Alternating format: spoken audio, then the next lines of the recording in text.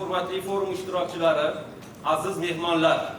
Qonun ustuvorligi har qanday tahdiddan yuksakdir.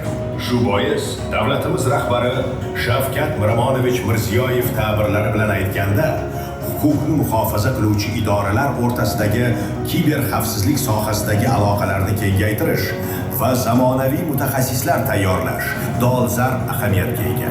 Haqiqiy jinoyat ishlari, mahalliy va xorijiy huquqni muhofaza qiluvchi organlar hamda sudyalar uchun treninglar o'tkazilmoqda. Raqamli kriminalistika sohasidagi, xususan kiber jinoyatlarga oid kiber xavfsizlik va raqamli huquq sohalariga oid bilimlar Forumimizning rasmiy ochilish marosimini boshlash uchun Germaniya Xalqaro huquqiy hamkorlik jamg'armasi vakillariga keyingi so'z O'zbekiston Respublikasi Milliy gvardiyasi qo'mondoni One of the most pressing and strategically important issues of our time in cybersecurity systems, adapted cybersecurity strategy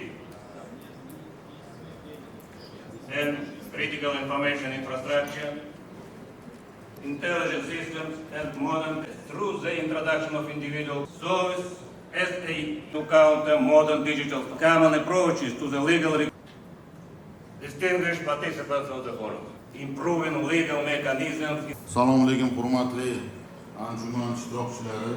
Sun'iy intellekt, big data, blockchain